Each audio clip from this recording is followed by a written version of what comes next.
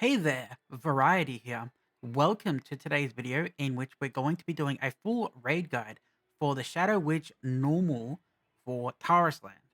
So the Shadow Witch normal raid is going to be the first raid available to global, and it will arrive on the NA servers within a couple of hours.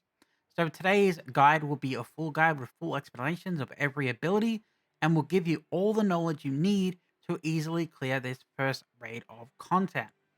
If you want to see the upcoming content to see what's coming, you can click up here, go to the gameplay overview, click on weekly calendar, and then check out this week and next week. And you can see the unlock schedule of upcoming dungeons and raids. Now that we've covered that, let's go and have a look at the raid. So there is a spreadsheet explaining all of these mechanics. Keep that in mind. So when you start the boss fight, the ads are going to come out on the right side, as you can see us fighting them there. It's fine to fight them wherever on a normal mode, but on a speedrunning mode, you're going to want to run deeper into where they spawn. As you see, there's a single individual mob over there. I do apologize for me opening the chest. I couldn't resist. So it's going to be one group mob, one ad, and then another ad. Once the second ad is being defeated, you're going to run towards the north gate. At the north gate, there are going to be a couple of mobs to spawn. We're running over them now, and you will see them. The most important thing here is that you need to stop the shaman from using his AoE heal. When you defeat one of these enemies, the other ones will become more powerful, but even on the more elite mode, this doesn't really matter. All you need to do is bring them down as fast as possible. I apologize for that. And stop the interrupt. Absolutely never let that shaman heal. Okay, so we're about to kill the shaman, the warrior, apologies, and we're going to run towards the front gate. So on higher difficulties, you're going to have more mechanics, but for the lower level difficulty, all you're going to do is run up and kill the mobs. The only real thing that you need to watch out here on normal is that they drop AoEs on the ground, and obviously you want to dodge them, but they drop a trap, and I'll put an image of that in the spreadsheet, but it's very obvious when you see the trap on the ground, and I'll call it out when I see it, but you want to avoid it because if you walk into it, you'll actually get trapped, as the game name implies, and you can't move for a good 5 or 10 seconds, and it's very annoying. See those orange things underneath me, a little to the right? That is a trap. When you look at it clearly like that, I walked right into it because I wasn't paying attention. Make sure you don't do that. Okay, so after a couple of waves, it spawns in the big guy. So when the chief dies, the chief is going to summon in the mage, okay? The mage is the main battle. Keep in mind for speedrunning, all of this is including all this mob killing, so all of this is actually really important. So the chief is going to die and he's going to summon the mage. Oh my god, another chest. I cannot help myself. You're going to summon 3 mages, as you can see here, the phantoms. Ideally, on a higher difficulty, you want to kill all phantoms at roughly the same time, so they walk in together and they merge to summon the boss. However, on normal mode, quite frankly, it doesn't matter how long you take, what order, or how long it takes for them to come out. It does do a bit of raid-wide damage, as you can see here, but honestly, it's kind of negligible. A singular priest doing a couple AoEs can easily heal everybody up at this point. So it's going to keep attacking the phantoms, and they're going to walk into the middle. On a higher difficulties, which I will show in another video, there will be more mechanics going around. For example, a pillar that's getting people stuck and you're having to shoot beams, and other things that definitely make the fight a lot more difficult than what you're seeing right here. The DPS is a little low, so it's taking a while to bring it down the phantoms. Okay, so the phantoms are almost down. They're going to walk into the middle and they are going to merge. Once they merge to the middle, this is where the real boss fight begins, and you're going to want to use all of your burst when she finally spawns.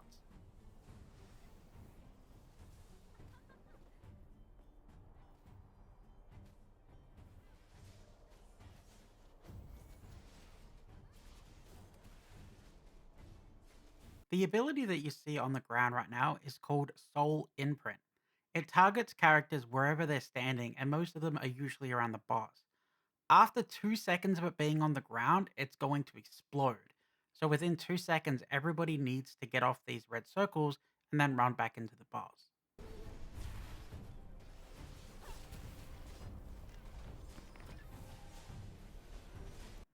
The next ability is called Disaster Seed. What it does is it puts a red circle a mark on the ground around a player and it moves with the player. So, unlike the other one where you run out of it and run back into it, this drops a dot on the ground. So, what you need to do is you need to run as far away from the raid group as you can, drop it, and then run back into the raid. Absolutely do not leave it at the boss and allow other melee characters to get hit by it. That is very bad gameplay. So this ability is called Foul Energy Surge. As you can see, it's a big beam and you need to get out of it and get back in quickly.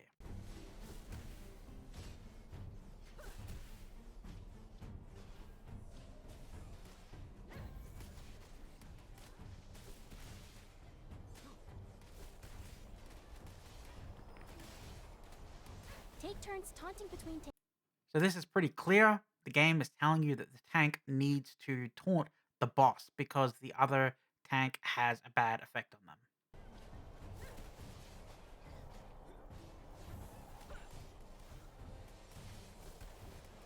Two random players will be selected by Lost in Limbo, and it hits the characters and puts those white circles on the ground. The people that get hit by this needs to go and pick up the souls. If you don't do that, the souls will get up and start attacking other characters, so you absolutely must pick up the souls. interrupt. So this is pretty straightforward. This is called Arcane Shield. You need to interrupt the boss before it completes its cast.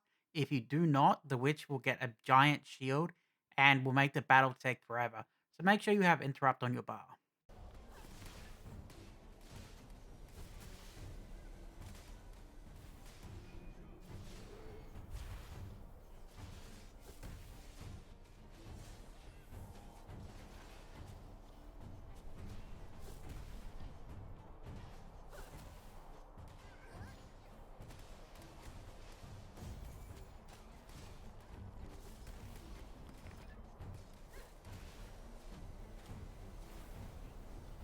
Take turns taunting between tanks.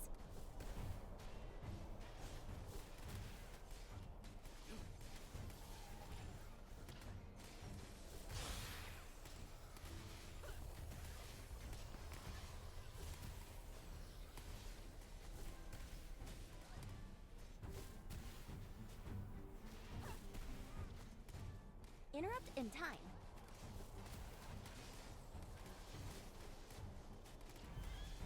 The last ability you need to worry about is called Dead End.